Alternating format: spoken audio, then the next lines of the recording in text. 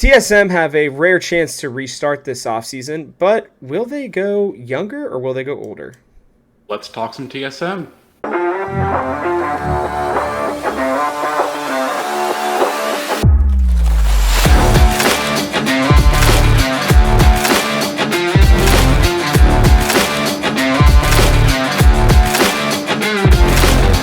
Hello, everybody. Welcome back to Talking TSM. I am very, very fortunate to have my good friend Ben on. How's it going? It's going great. Just got back from semifinals. Great time, great experience. Yeah, it looked like you guys had a blast. And one of the things that we like to go back and forth on is the young talent around the world and how it could potentially help people in the LCS. But before we get into that, real quick, we have our question of the day. Do you want TSM to go young and more for the future, or do you just want the best available and for the now? Let us know in the comment section below. But with that, we are going to move on to our top laners because what we're doing today is we are going to be discussing our best young talent, the ones that we think TSM could slot in that would be maybe beneficial now, but especially beneficial going forward. So, Ben, I'm going to let you start with our top laner, somebody who I know everybody's really excited about. Absolutely. And this may sound like a broken record at this point, but there's a good reason for it. I picked Tenacity going in here because he has the most kills, best KDA, the best CSD10, best CS per minute of all the top laners that attended Proving Grounds last split. There's nothing left for him to prove. He has shown that he is the best option. He's only 19 years old, native Canadian resident. There's no there's no other top laner that I want right now. Yeah, and I get that. I will say that he's definitely at the top of my list too. If you look back at my top lane power, well, I guess rankings of some type, you'll see that the person that I went with was Soul.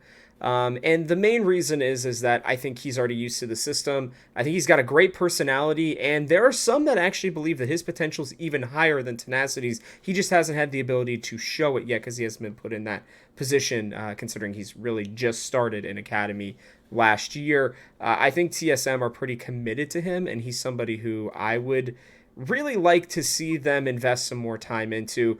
But let's be honest here, Ben. Like, either option, you're going to be happy about.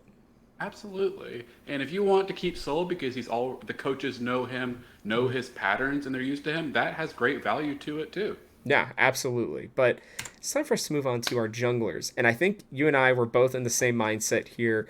I'll start real quick. I was going Shiden here as well, honestly.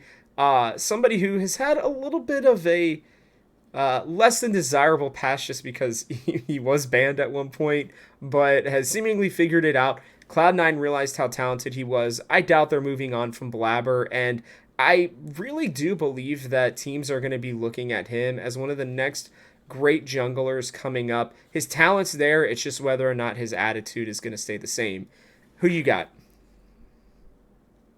I chose Will from 100 Thieves Academy. Look, the really explosive, really carry focused junglers always do well when they're slotted into a team when they're really young. Lowest death percent among all junglers in Proving Grounds. Highest KDA among junglers. Second most kills with 59 across the entire event.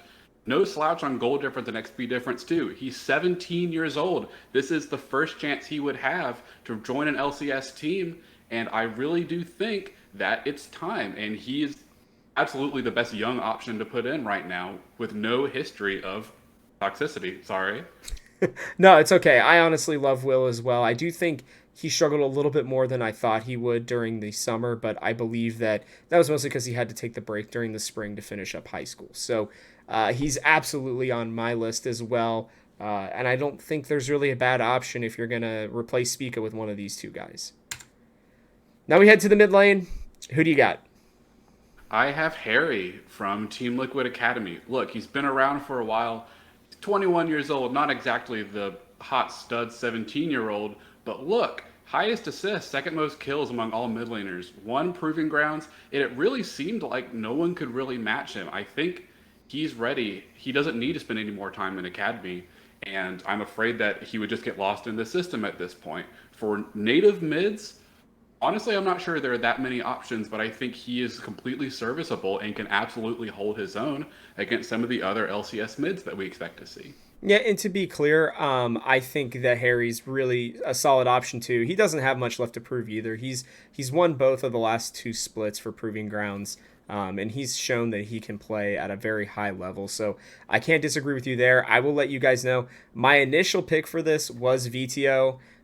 He fit the mold. He's super young, and he still has a lot of room to grow. But I reconsidered because I wanted to still try to stay realistic, and I don't think VTO would go with most of the rest of this team, considering I'm sure he has world's aspirations, and we'd have to see if this team would be able to do that in their first year. But I ended up changing it to Copy for two reasons. One, Copy has been doing has like been a name that we've been talking about for about 3 years now, and he's still only 20 years old, which is absolutely insane. Like he literally just turned 20. So the he's another one of those people that maybe has a little bit more to prove still than some of the other options, but is absolutely near the top of my list. And to add on to that, outside of him being a younger option that you could mold, I'm also taking his jungler in Shiden, which is the main reason that I did that. They have worked together now. I think that continuing to have that experience can be just as important as having an AD carry and a support coming up. Absolutely, absolutely. And I think these two mid laners are a lot alike. They've been in the system for a long time, and I think them spending any more time in academy is just signing them off to never start again. So I think this is their time. Yeah, this reminds me a lot of a Blaze Olive Palafox, to be honest. All right, moving on quickly to our AD carries. I would like for you to go first on this one because I know you know a lot more about your option than mine. Ooh, absolutely. So this is my scream at the top of the mountains moment, like I did for Jojo Pyun last year.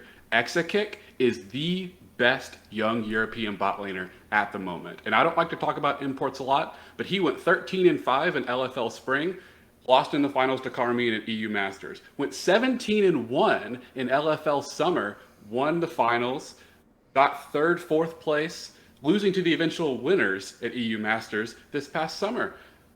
Third most kills, third most assists, third most KDA of all bot laners at the tournament. Huge CS per minute numbers, and this guy is like a Danny on steroids. He doesn't lose, doesn't even necessarily lose lane, but he is always there with his junglers, with his jungler Yike, which you're going to see in LEC this split.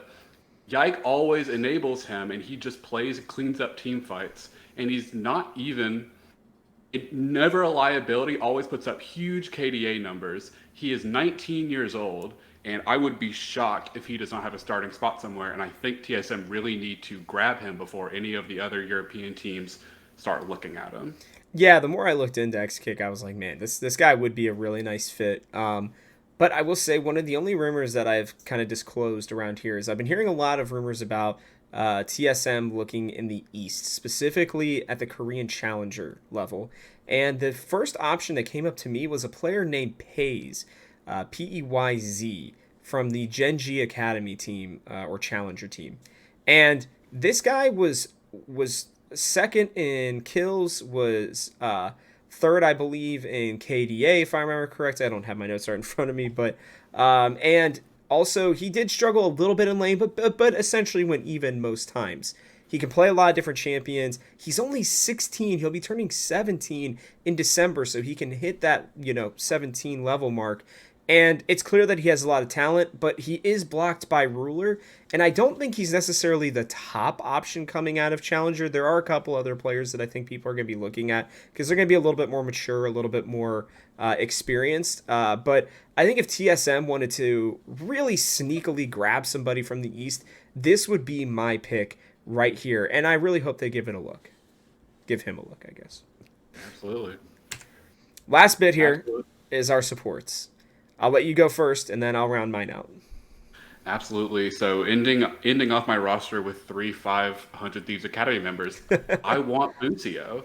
He is 19 years old, and he has just proven that whoever he's in lane with, whether he was with Wixie or BMFX, Lucio has proven to be one of the best supports. And I think a really underrated part of that is his economy. He ranked second in earned gold per minute, second in XBD 10, and fourth in gold difference at 10. He knows how to get ahead and stay ahead, even in losing positions, make sure he's proccing his support item, getting gold, getting experience, and he doesn't fall behind. He's a great playmaker, and I really hope that he's the shot caller on that team because that just makes him, I think, the full package for an NA support. Yeah, and I think I really did consider Busio. I personally believe that he's going to go to 100 Thieves. I don't think they're going to let him go, of all people, because I think that's a position of need for them moving forward. But if he is available, he would definitely be one of my top choices. I am going to go with Chime here for a couple reasons. The first one is, yes, he is a little bit older, but I still think at the support position, that doesn't really matter as much. I believe Aframu is going to be playing well into his 30s at this point, considering how well he has been playing. And I think it shows that the support role is not really one that you need to worry too much about age with. I think they do need a leader of some sort on this team, somebody who's not, a complete newbie. And I think that Chime fits that really well. He's a great in-game leader. He's a great out-of-game leader from what it sounds like as well. He's super mature, and it's clear that whoever he plays with, he's going to make them better. With having a young, like 16, 17-year-old LCK bot laner coming in, I can't think of anybody who would fit with him better, at least on my team, and being able to, help him move forward. But yeah, I also would like to say I'm pretty sure that we've reported this, but Chime's likely to stay anyway, so that was another reason for me to keep him. So yeah, but with that, thank you so much, Ben, for coming on to this episode. Y'all should make sure that you check him out. Can you give us your Twitter real quick? Yes, my Twitter, and I can make sure I get the right handle here really quick. Yeah. My handle is Mellery Melerillol.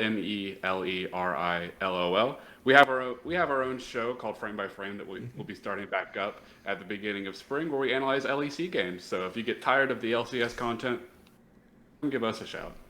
And just know that you will see him on this show many more times as we go on throughout the rest of the year. But yeah, check out any of the other videos we've got going on below, myself and Ben. And with that, we'll catch you guys on the next one.